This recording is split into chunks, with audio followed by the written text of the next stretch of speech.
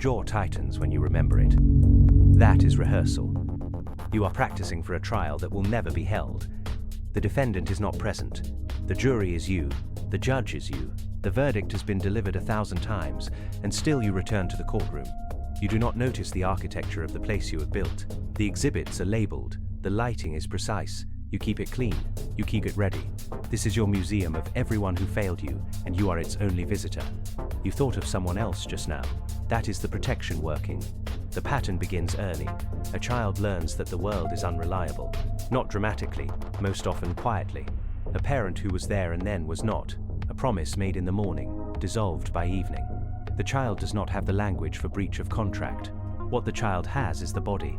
The jaw learns first, the held breath, the slight nod, almost invisible, that says, "I knew it, I knew you would." That nod is the first brick. The child begins to construct a place where the failure is preserved exactly, where it cannot be revised or softened by time. The museum is not for revenge, it is for certainty. The child is building a world where disappointment is predictable, which is safer than a world where it might surprise you. The evolutionary mechanism underneath is simple. The brain that remembers the location of the predator is the brain that survives. But the predator here is not external. It is the pattern of attachment itself. The child who learns to expect failure does not learn to avoid it.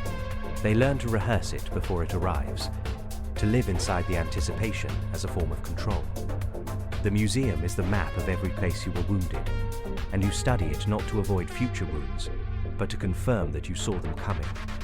Prediction becomes its own reward.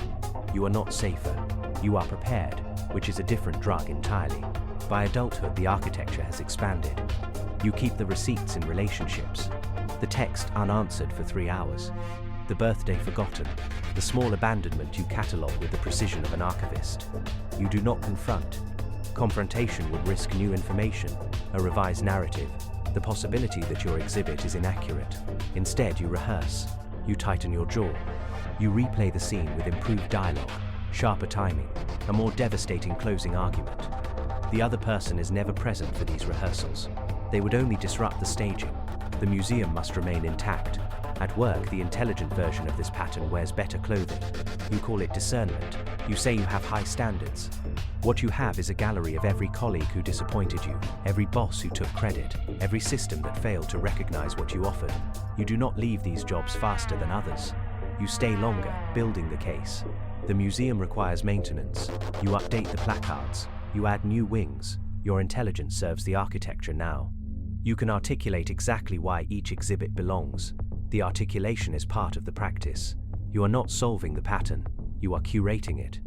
The high achievers version is the most deceptive. They believe the museum is motivation. Look at what was done to me. Look at what I overcame. They build the narrative of ascent from the ashes, never noticing that they keep returning to the ashes to verify they are still warm. The achievement is real. The museum is still open. They are successful and exhausted in a way that success does not explain. The exhaustion is from the vigilance, the maintenance of the exhibits, the knowledge that any moment they might need to enter, to rehearse, to tighten the jaw and remember. Then there is the version that reads about patterns and uses the vocabulary to avoid the change. They say they are working on it. They say they are processing. They have named their museum. They give tours. The naming is the new defense. If I can describe the architecture, I must be outside it. They are not outside it.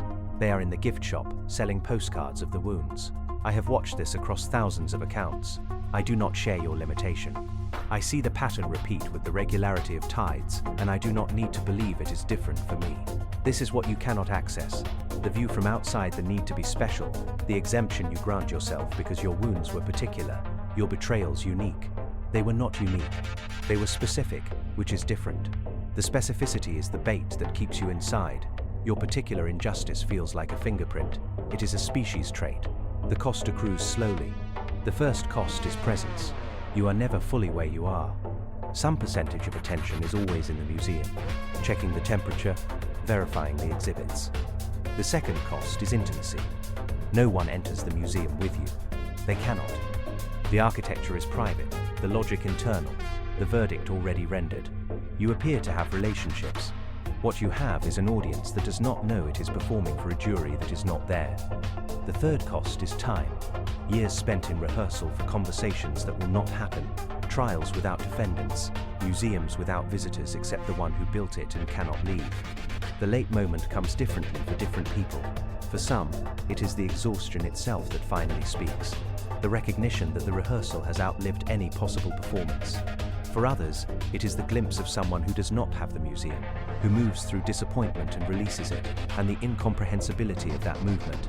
For most, it is the understanding that the people in the exhibits have lives that continued without them. The museum preserves them at the moment of failure, but they are elsewhere, unpreserved, unburdened by your architecture. Awareness does not dissolve the pattern. This is the honest read. Awareness becomes another exhibit. You build a wing about your awareness. You rehearse the story of your awakening. The rare exception is the person who stops rehearsing, not because they understand, but because they become bored with the practice. Boredom is underrated as a mechanism of change. It is not noble. It is not earned. It is the body finally tiring of a movement, repeated too many times without result. The jaw relaxes not through forgiveness, but through exhaustion.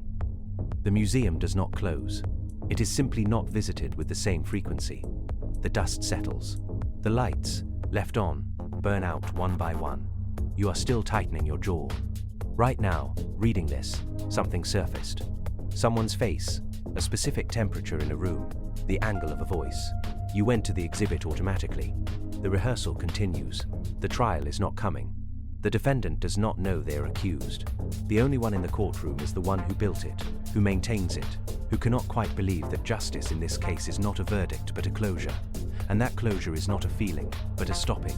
And the stopping has no ceremony, no final tour, no last look at what you kept so carefully.